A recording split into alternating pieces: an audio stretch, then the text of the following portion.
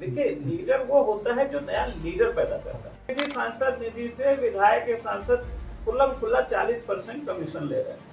हम लोग बचपन में जय राम जी की कहते थे, राम राम कहते थे दुआ सलाम के लिए। अब वो जय श्री राम में वो बात है, वो मिठास है, वो प्रेम है, वो लाठी मारने जैसा है, जय श्री राम।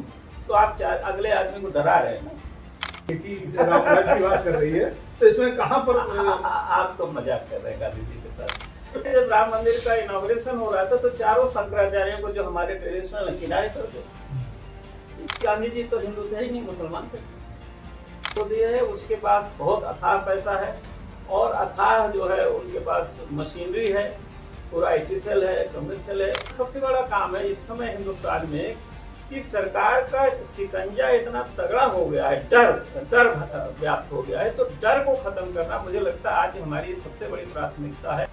पूंजीपति जो बड़े हैं वही चुनाव लड़वा रहे हैं, फाइनेंस कर रहे हैं, वही पॉलिसी बना रहे हैं। सरकार इम्प्लीमेंटिंग एजेंसी हो गई। सबसे बड़ा काम है कि डेमोक्रेसी को, इलेक्टोरल प्रोसेस को पॉलिटिकल पार्टीज और पूंजीपतियों के कब्जे से निकालना है। क्योंकि जो अहिंसा की विचारधारा है उसी से आप शोषण मुक्त समाज बना सकते हैं। हिंसा से आप शोषण मुक्त समाज नहीं बना सकते। नमस्कार, आज हमारे साथ हैं वरिष्ठ पत्रकार और समाज सेवी रामदत्त त्रिपाठी जी, और विषय भी बहुत ही गंभीर है। आज जो विश्व में, देश में जिस तरीके से तनाव, धार्मिक ध्रुवीकरण और संघर्ष बढ़ रहा है, और उसी के साथ हम एक दावा ये भी करते हैं कि ये गांधी का देश है। तो इस संबंध में आज हम बात कर रहे हैं त्रिपाठी जी से। डॉक्टर साहब, जो एक बड़ी चीज सामने नजर आ रही है कि हम कहते हैं गांधी का देश है, और ये हकीकत भी है कि गांधी जी ने एक इतना बड़ा मूवमेंट, इतनी पावरफुल सरकार के खिलाफ, सिस्टम के खिलाफ चलाया और देश को आजाद कराया। लेकिन आज गांधी जी का वो प्रभाव, गांधी जी का वो दर्शन हमें आम जनमानस में उतना प्रभावी ढंग से नजर नहीं आ रहा। तो मेरा पहला सवाल है कि क्या कारण आप इसके पीछे देखते हैं? देखिए, सही कह रहे हैं आप कि ये गांधी का देश है, बुद्ध का देश है। लेकिन आप जानते हैं कि बुद्ध भी यहाँ से, बौद्ध धर्म भी किस तरह से वो हो गया। और गांधी के देश होने के नाते अभी जो हमें एडवांटेज मिल रहा है भारत के समाज को, शायद हम उसका महत्व समझ भी नहीं पा रहे।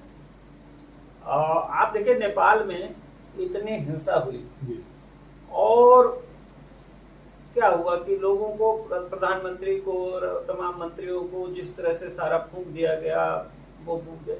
और दुनिया के तमाम देशों में जिस तरह से हिंसात्मक ढंग से तख्ता पलट हो रहा है, संघर्ष हो रहा है, तो आज भी हमारा समाज उस बड़े हिंसात्मक उससे बचा हुआ है।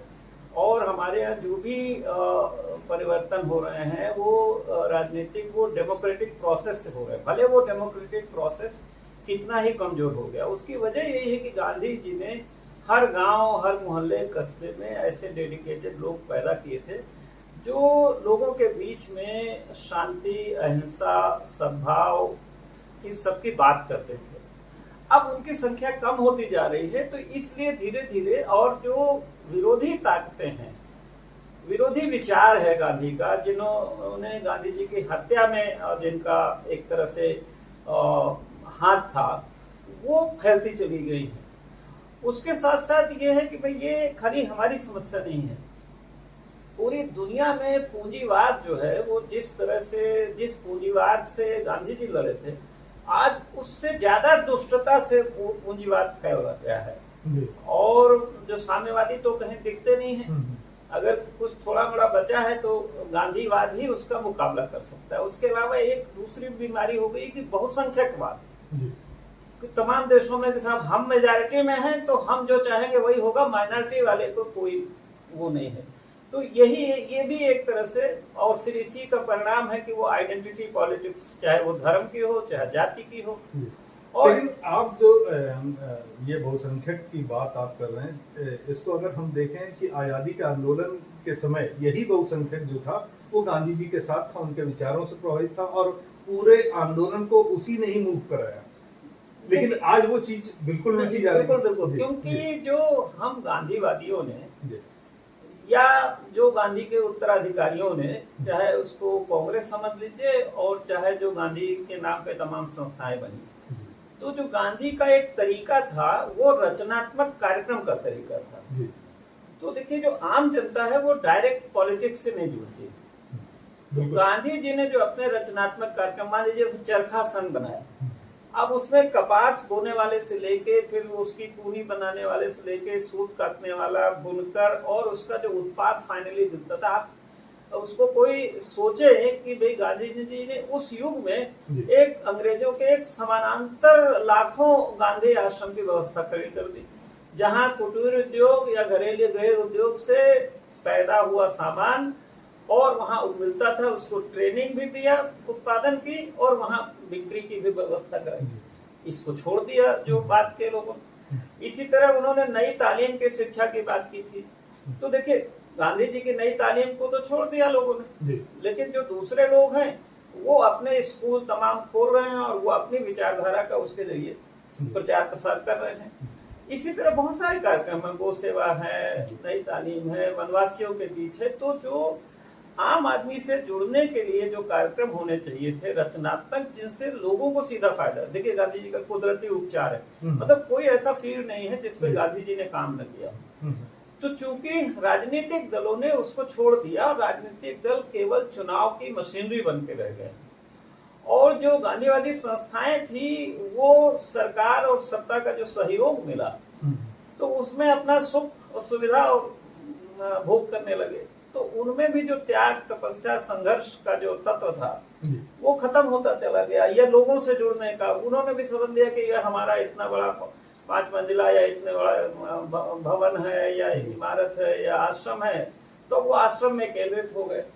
उसको उन्होंने जनता से नहीं जोड़ा, जो जनता के लिए अगर वो चाहते तो वही उत्पादन के ट्रेनिंग देना, शिक्षा की ट्रेनिंग देना, स्वास्थ्य की ट्रेनिंग देना, अगर ये करते हम तो आपका सीधा सीधा कहना यह है कि जो गांधीवादी लोग हैं वो जनता से एक तरीके से कट गए, या जनता के हित वो सेकेंडरी हो गए और उनके कुछ अपने हित काहिली है। हित क्या काहिली है, मतलब वो भी है और अपना ये भी है कि, और नई लीडरशिप नहीं पैदा की। देखिए, लीडर वो होता है जो नया लीडर पैदा करता है। गांधी इसलिए लीडर बने कि गांधी ने मिट्टी से लीडर खड़ा कर दिया। आप देखिए, गांधी ने इस देश में लाखों लोगों को लीडर बना दिया, जिस पे हाथ रख दिया लीडर। आज का जो लीडर ये सोचता है कि भाई जो बाकी रहे, अगर मेरा कद 6 फुट है तो बाकी सब 5 फुट 4 इंच 5 फुट 2 इंच काटता रहता है वो, तो कहाँ से होंगे हम लीडर? आपने बहुत अच्छा भाई दीप से दीप जला। लीडर वो है जो पूरे समाज में लीडर पैदा करे, तभी तो वो इतना बड़ा देश है। आप जाएंगे ना लोगों के पास। और आज भी अगर हम गांधीवादी लोगों में देखें तो ज्यादातर 60 प्लस के लोग ज्यादा इस चीज से जुड़े हुए। 60 प्लस भूल जाइए, 70 प्लस। और वो भी पैदा किए थे जेपी आंदोलन में। मैं भी जैसे सामाजिक इसलिए आया कि जेपी आंदोलन के दौरान हम जुड़े, पहले से जुड़े थे सर्वोदय तरुण सेना में। फिर जेपी ने कहा कि भाई इलाहाबाद में हमने एक छात्र सम्मेलन कराया था 74 में जून में। जेपी जाने लगे तो कहा कि भाई मैं बिहार से यहाँ रोज नहीं आ सकता, तुम लोग जो है कम से कम साल भर दो। हम लोग कूद गए, जाने कितने हजारों लोग जेपी आंदोलन में कूदे। और वो लेकिन बाद में जो सरकार बनी वो भी उसी तरह चलने लगी। और जो कुछ लोग तो भाई जो सत्ता की राजनीति, चुनावी राजनीति में थे, उधर चले गए। बाकी बहुत सारे लोग पत्रकार बन गए, बहुत सारे लोग कुछ अपना एनजीओ चलाने लगे। अब जो एनजीओ के चक्कर में फंस गए, फिर वो सरकार के चंगुल में फंस गए, क्योंकि अगर आपने एक बार सरकार से पैसा ले लिया तो फिर सरकार आपकी गर्दन कसती है कि भाई ऑडिट करो, ये दिखाओ, वो दिखाओ, फिर वो एक अलग हो जाता है।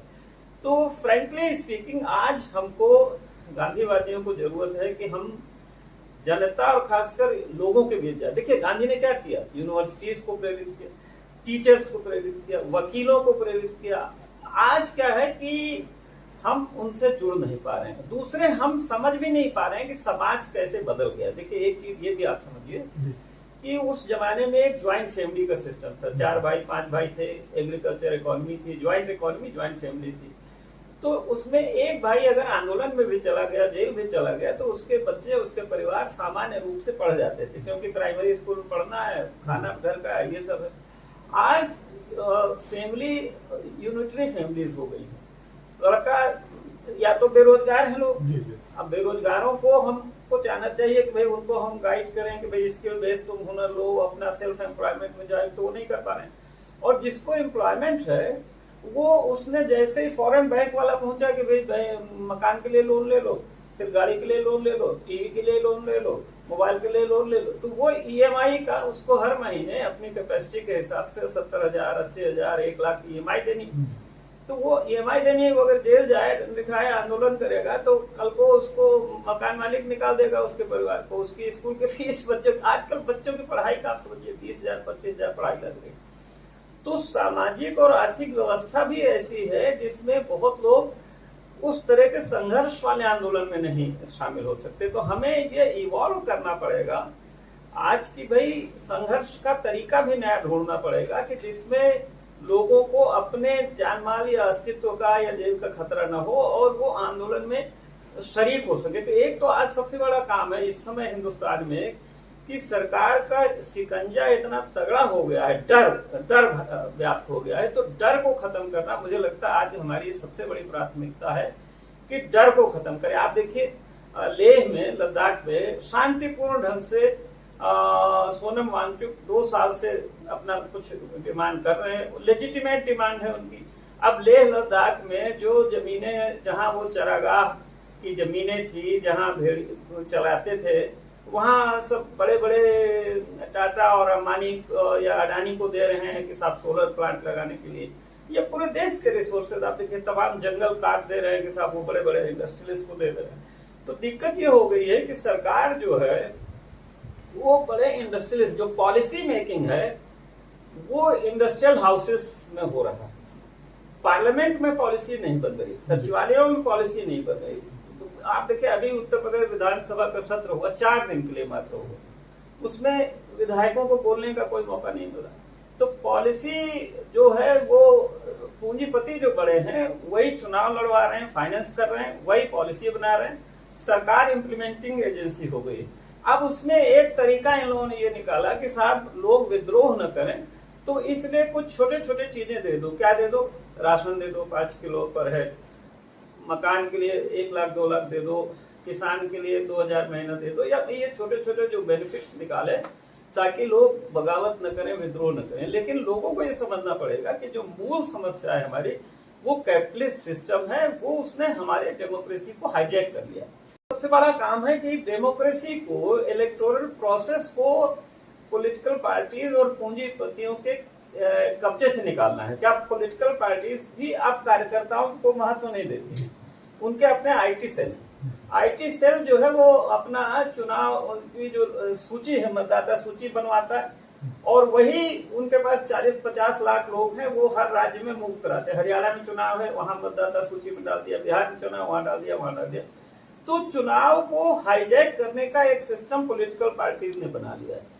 हमें अब उसमें सबसे ज्यादा सतर्क होने की जरूरत है। जैसे जयप्रकाश आंदोलन में हम लोग थे तो उस समय बहुत बड़ा अभियान हम लोगों ने चलाया था, मतदाता शिक्षण एवं चुनाव सुधार अभियान। अब उसमें हम लोग ने एक नया प्रयोग भी किया था कि सारे कैंडिडेट्स को एक मंच पे बुलाते थे, कहते थे यहाँ से आप भाषण दीजिए, सवाल जवाब होगा, खर्चा भी कम होगा। अब चुनाव खर्च इतना बढ़ गया है कि कोई विधायक जो है वो 5 करोड़, 6 करोड़, 10 करोड़ चुनाव में खर्च करता है। और दूसरा, अब सरकार ने एक विधायक निधि, सांसद निधि बना दिया है। अब विधायक निधि, सांसद निधि से विधायक या सांसद खुल्लम खुल्ला 40% कमीशन ले रहे हैं। तो डीएम को मालूम है कि भाई ये कमीशन खा रहा है, तो उस डीएम के निगाह में उस विधायक या सांसद पर क्या नैतिक दबाव है? कोई दबाव नहीं है, क्योंकि वो तो इस सिस्टम ने सबको करप्ट भी कर दिया। इन्होंने सिस्टम भी ऐसा बनाया कि कोई सिर उठा के चल भी न सके, जो अगर उठाए तो कहेंगे तुम्हारे ये 10 छेद है। लेकिन एक बड़ा सवाल ये उठता है कि वर्तमान सरकार भी राम राज्य की बात करती है और गांधी जी ने भी राम राज्य की कल्पना की थी। तो जब दोनों विचारधारा एक ही चीज की बात कर रही है, एक ही राम राज्य की बात कर रही है, तो इसमें कहां पर आप तो मजाक कर रहे हैं गांधी जी के साथ। गांधी जी का राम राज्य और इनका राम राज्य, भाई ये इनका राम राज्य, देखिए हम लोग बचपन में जय राम जी की कहते थे, राम राम कहते थे दुआ सलाम के लिए। अब वो जय श्री राम में वो बात है, वो मिठास है, वो प्रेम है, वो लाठी मारने जैसा है, जय श्री राम, तो आप अगले आदमी को डरा रहे हैं ना। तो उसी तरह राम राज्य क्या था, राम राज्य में कि सब नर करहि परस्पर प्रीति, चलहि सूरत, सब अपने अपने रीति के हिसाब से चलते थे। राम दैहिक दैविक भौतिक तापा, राम राज नहीं काहू व्यापा।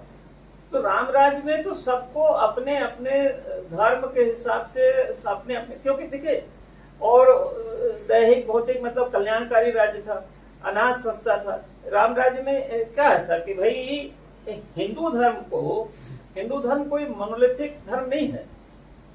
ये लोग नकल कर रहे हैं एक्चुअली इस्लाम की और क्रिश्चियनिटी की। तो ये लोग भी अयोध्या को वेटिकन बनाना चाहते हैं। इनको, ये जो लोग गए पश्चिम में घूमने देखने गए, तो इनको लगता है एक मक्का है, वहां सबसे पूरा सेंट्रल कंट्रोल होता है इस्लाम का पूरा, वो एक वेटिकन सिटी है, वहां से कंट्रोल होता है। तो हम क्यों ना अयोध्या में बैठ जाए और वेटिकन सिटी बना लें और हम पोप बन जाए। तो इसीलिए देखिए, जब राम मंदिर का इनॉग्रेशन हो रहा था तो चारों शंकराचार्यों को, जो हमारे ट्रेडिशनल किनारे कर दिए।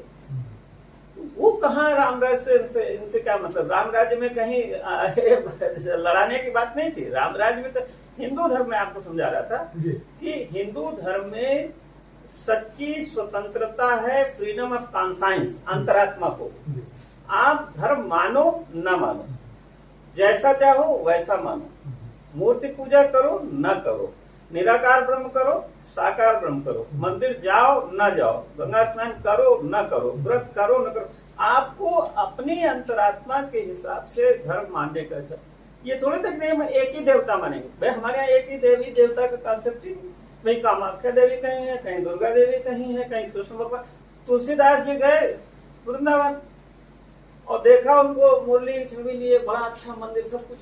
कहा कि भाई ये सब तो ठीक है, बहुत अच्छा लग रहा है, आपकी ये सूरत जो है बहुत भली बनी है, लेकिन तुलसी मस्तक तब नवे जब धनुष बाण रहे हाथ। हमको तो वही रामचंद्र जी धनुष बाण वाले है, हम नहीं तुमको नमस्ते करेंगे, हो गए तुम बड़ी चीज। तो अंत में कृष्ण जी को धनुष बाण लेकर उनको दर्शन देना पड़ा। तो हमारे यहाँ हिंदू धर्म कोई ऐसा नहीं है कि हम एक ईश्वर, एक किताब और एक पोप, ये उसको रेजिमेंटेशन ऑफ थॉट करना चाहते हैं। रामराज कहा करें, मजाक है इनका क्या है? नहीं, तो ये तो आपने एक बड़ा मुद्दा खड़ा कर दिया कि इसका मतलब जो वर्तमान में हिंदू धर्म है वो इस्लाम को फॉलो करने जा रहा है, वो क्रिश्चियनिटी को फॉलो कर रहा है, और वेटिकन सिटी जो बनाने की बात आप कर रहे हैं कि वो इस तरीके का धर्म लाने का ये लोग उससे प्रेरित हैं। ये उसी विचारधारा से सबकॉन्शियस माइंड में प्रेरित हैं। देखिए हमारे कई लोग जो गए विदेशों में जी, तो वो उससे बहुत प्रेरित हुए कि साहब हम भी इसी तरह जी। और दूसरा गांधी का ये था कि भाई हिंसा से परहेज। इनके जो गुरु या इनके जो आइडियोलॉग हैं बेचारे, कि चाहे सावरकर साहब ले लीजिए, आप पढ़िए उनको, तो ये हिंसा को जायज मानते हैं कि अपने उद्देश्य की पूर्ति के लिए।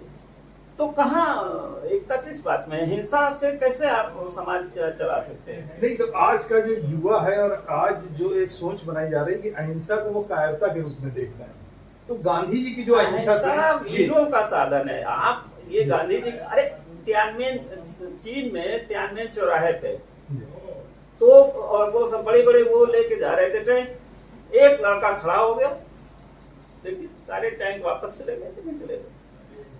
अहिंसा तो वीरों का साधन है। अच्छा, दूसरी बात ये है गांधी जी की, आप ये समझने की कोशिश करिए कि जो स्टेट है, चाहे वो अंग्रेज रहे हो चाहे आज, स्टेट के पास वायलेंस की पावर इतनी ज्यादा है कि आप जैसे नक्सलाइट हैं तो आप 2-4 बंदूक, 2-4 बम, 2-4 पटाखा लेके आप स्टेट का मुकाबला नहीं कर सकते, आप क्रश कर दिए जाएंगे। इसीलिए देखिए गांधी जी ने, आप असहयोग आंदोलन के दौरान चौरी चौरा में जब हिंसा हुई तो पूरे आंदोलन को वापस ले लिया, क्योंकि उनको मालूम था कि वो नेपाल जैसा हाल हो जाता और फिर पूरा क्रश कर दिया जाता।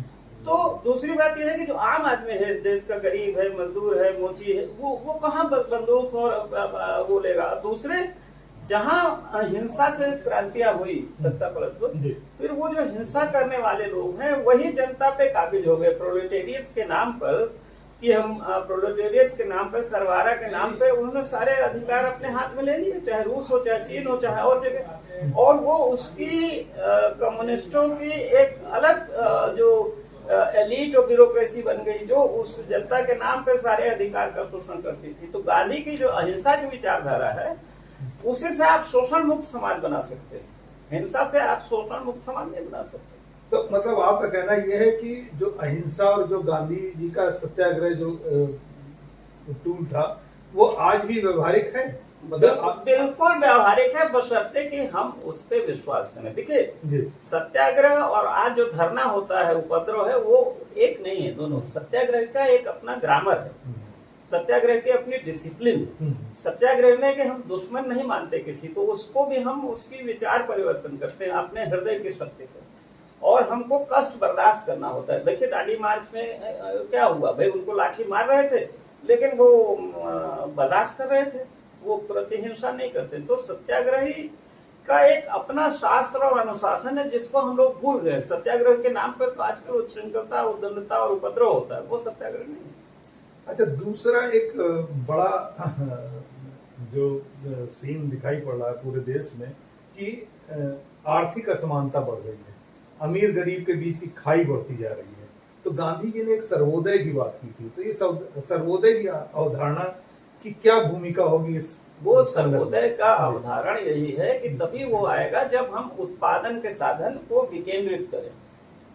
देखिए क्या होता है, अब एक इकोनॉमिक्स ये कहती है कि सब प्रोडक्शन बाय मासेस होगा और बड़े बड़े पूंजीपति या कारपोरेशन होंगे, सरकारी या प्राइवेट, और फिर धीरे धीरे ट्रिकल डाउन होगी इकोनॉमी, तो उससे कंसंट्रेशन ऑफ वेल्थ होता है। दूसरा विचारधारा यह है कि प्रोडक्शन बाय मासेस हो, जो चीजें बन सकती है। अब आप देखिए, जैसे आटा है, अब आटा के लिए कोई जरूरी है कि बड़ी बड़ी कंपनियां हो, गांव गांव में चक्की थी, सरसों का तेल है, कोलू गांव गांव था, कपड़ा है, सब्जी बन सकते, साबुन है। तो ये बहुत सारी चीजें जो कुटीर उद्योग में बन सकती हैं, जो खुद, अब देखिए उसका बहुत बढ़िया अच्छा उदाहरण जैसे कारपेट है, वो डिजाइन लाता है, उसको जो कारपेट व्यवसायी है उनको डिजाइन देता है यूरोप से लाके, और उनको कच्चा माल देता है, वो बनाते हैं, तब उनके पास पैसा आएगा। अदरवाइज क्या होगा कि आप किसी भी गांव में चले जाओ, छोटे बाजार में चले जाओ, सारा जो सामान मिल रहा है आपका, वो या तो चीन का बना मिल रहा है, या सूरत अहमदाबाद का बना मिल रहा है, बम्बई का मिल रहा है। तो उसको प्रॉफिट कैसे, अनएम्प्लॉयमेंट भी होता है और उसके बाद पैसा भी नहीं होता है। फिर सरकार उसको उपकृत करती है कि हम तुमको 2000 और 2500 ये मनरेगा की जरूरत क्यों पड़ी? क्योंकि उसके पास प्रोडक्टिव काम नहीं, क्योंकि काम आपने छीन लिए। जो अंग्रेजों ने काम किया, हमें जरूरत थी उस इकोनॉमी को रिवर्स करने की। कुमारप्पा ने या गांधी जी ने कहा था इकोनॉमी ऑफ परमानेंस, तो हमने वो किया नहीं। नेहरू जी ने अपने समझ से उन्होंने बड़े बड़े कारपोरेशन बनाए, पब्लिक सेक्टर बनाए, क्योंकि उस समय निजी पूंजी के पास वो साधन क्रिएट करने का नहीं था। लेकिन उसके साथ जो ग्रामीण इकोनॉमी को ऑर्गेनाइज करने की बात थी, क्योंकि नेहरू जी के सामने बहुत सारी समस्याएं थी। देश का विभाजन हुआ था, ये दंगाई लोग बहुत ज्यादा हावी थे। उस समय में यही बड़ी प्रायोरिटी थी कि भाई डेमोक्रेसी को कैसे वो करें, सारी संस्थाओं को करें, चुनाव करें। लेकिन उसके बाद, और फिर नेहरू जी ने लास्ट में ये महसूस भी किया था कि हमने ये जो किया है इससे पर्याप्त नहीं है, हमको रिवर्स करना पड़ेगा ये पंचवर्षीय योजना से।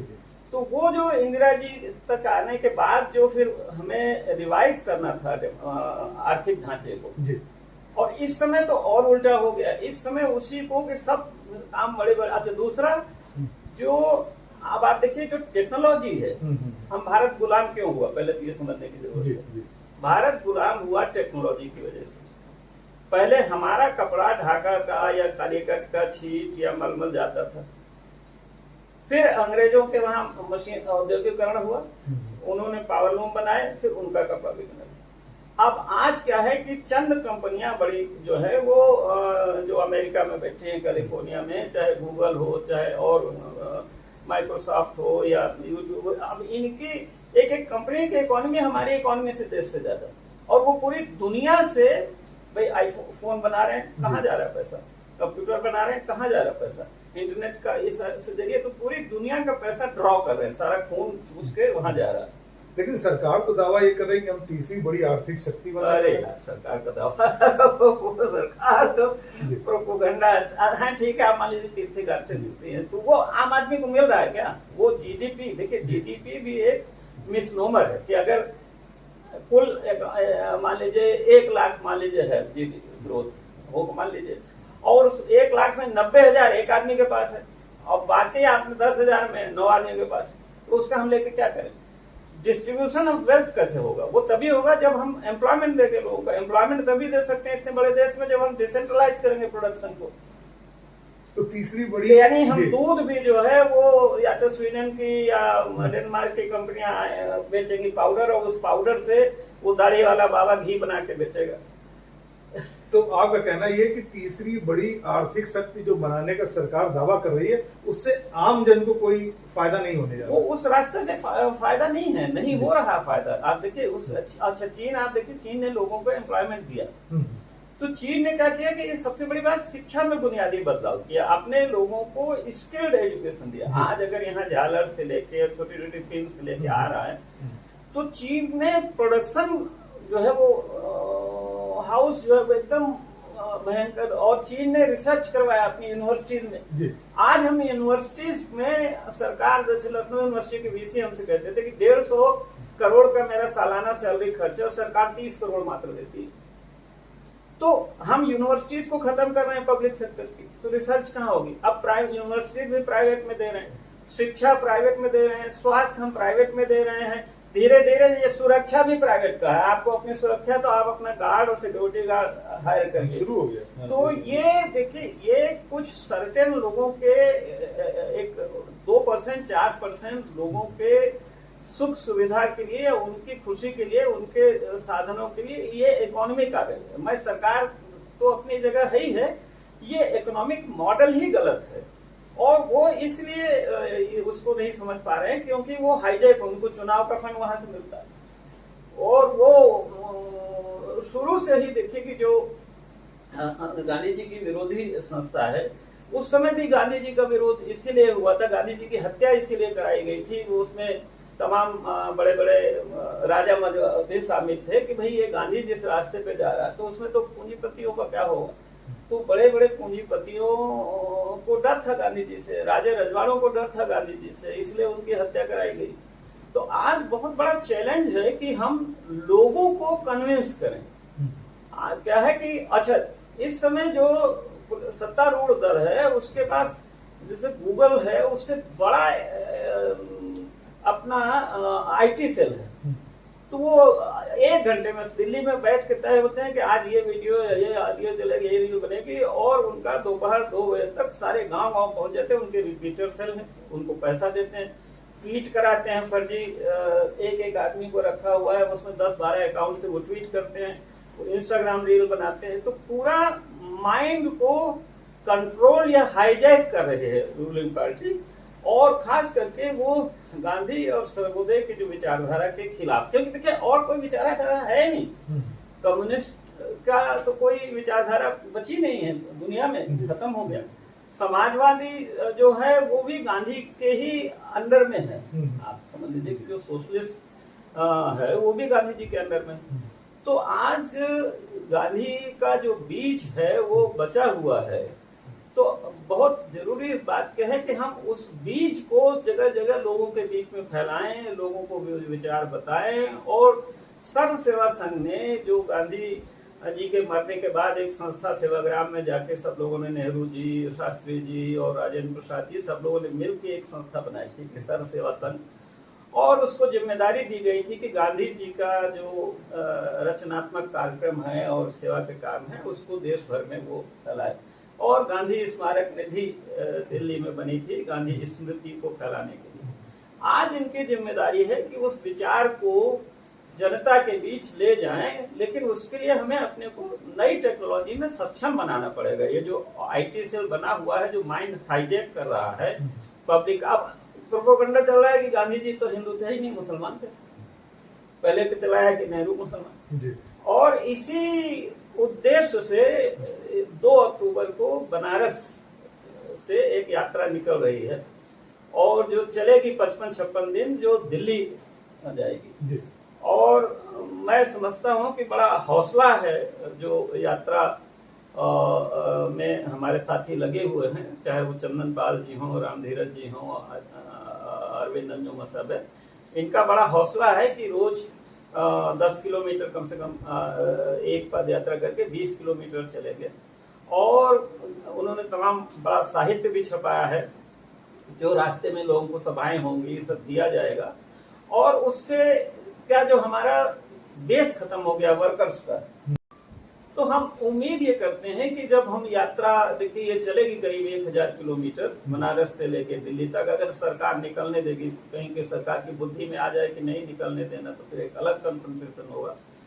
तो जितनी सभाएं होंगी छात्रों के बीच, युवकों के बीच, नागरिकों के बीच, वहां हम उनको अपनी बात समझाएंगे कि देखिए आज जो देश में समस्याएं इसीलिए हैं क्योंकि हमारा जो समाज गांधीयन विचारधारा से नहीं, अपनी धुरी से हट गया है। देखिए गांधी ने कोई अलग से कहीं से विचारधारा नहीं लाती, शांति, अहिंसा और कुटीर उद्योग, सत्याग्रह, ये इसी देश के हमारी संस्कृति के अंग है। प्रहलाद ने क्या किया था? सत्याग्रह ही तो किया था। तो उन विचारों से लोगों को जोड़ने की कोशिश है, क्योंकि और काम बहुत बड़ा है, क्योंकि जो सामने विरोधी है उसके पास बहुत अथाह पैसा है और अथाह जो है उनके पास मशीनरी है, पूरा IT सेल है, कम्युनिस्ट सेल है। हमारे पास तो अभी कोई उतना साधन भी नहीं, लेकिन हमारे यहाँ है ना कि हमारे यहाँ कहते हैं रावण रथी विरथ रघुवीरा, तो या हमारे यहाँ ये भी कहते हैं कि भाई क्रिया सिद्धि सत्य भवती माताम नोपकरणे, जो अगर संकल्प हमारा मजबूत है। भाई गांधी जी के पास क्या था? उसमें साधन बहुत इंपॉर्टेंट है। भाई गांधी जी क्या थे? विदेश अफ्रीका गए, ट्रेन के डिब्बे से फेंक दिया, 23 साल का लड़का ठिठुरे थे रात में। अब उसके पास एक रास्ता था कि भाई डर के मारे अब्दुल्ला जी से कहता कि भैया बहुत हो गया, अब मैं जा रहा हूँ। दूसरा वो उसने रात भर सोचता रहा, उनका नहीं, न धन्यम न पलायनम, न कोई अब्दुल्ला से ये करना है, क्षमा करनी है, न भागना है। तो उन्होंने कहा चलते हैं। गया वहां, अगली यात्रा में भी गया, वहां भी कोचवान उसको मार रहा था पड़ोस। जहाँ होटल में गया वहां भी दुनिया भर की प्रॉब्लम। फिर वापस जब गया तो उसने फिर अखबार में चिट्ठी लिखी, अपनी कम्युनिटी के लोगों को ऑर्गेनाइज किया और धीरे धीरे करके ऑर्गेनाइज करके विदेश की धरती में उन्होंने, देखिए ये सब ने अवयोग्य आंदोलन का हथियार, तो ये बहुत बड़ा हथियार दिया है गांधी ने। और उस पर दक्षिण अफ्रीका नेल्सन मंडेला ने उसको पालन किया, जो मार्टिन लूथर किंग जूनियर, उस सब ने पालन किया। लेकिन वही है कि सत्याग्रह का अगर आप चाहते हैं तो उसके लिए आपको दूसरे के प्रति प्रेम और खुद कष्ट सहने की क्षमता होनी चाहिए। सत्याग्रह का मतलब अराजकता और श्रृंखलता या उद्दंडता नहीं। आपसे अंतिम हमारा सवाल ये होगा कि ये जो 2 अक्टूबर से एक कदम गांधी के साथ पदयात्रा निकल रही है, इसको लेकर आप क्या संदेश देना चाहेंगे, क्या अपील करना चाहेंगे पब्लिक से? देखिए मेरी अपील तो यही होगी कि जो लोग सक्षम हैं पदयात्रा करने के लिए वो अधिक से अधिक जाएं। हालांकि मैं शायद उतना नहीं जा पाऊंगा, कुछ शारीरिक अपनी कठिनाइयां हैं। दूसरी यह है कि जहां जहां से भी यात्रा गुजर रही है, जिन जिन जगहों से, वहां लोग अधिक से अधिक संख्या में आए, पहुंचे, उनको सुने और जहां तक हो सके उनके भाई रहने के, खाने की व्यवस्था में सहयोग दें। लेकिन मुख्य चीज यह है कि उनके विचार सुने, उनसे पैम्फलेट लें, साहित्य लें और उसको अधिक से अधिक लोग फिर उसको अपने समाज में, गांव में, शहर में, मोहल्ले में, स्कूल में, कॉलेज में, उस पर फिर लगातार सतत उसमें कार्यक्रम करें, गोष्ठियां करें और सर्व सेवा संघ के हो सके तो वॉलंटियर बन जाएं, जिससे उनसे कंटिन्यूअस उनको एक नेटवर्क से जोड़ा जा सके। बहुत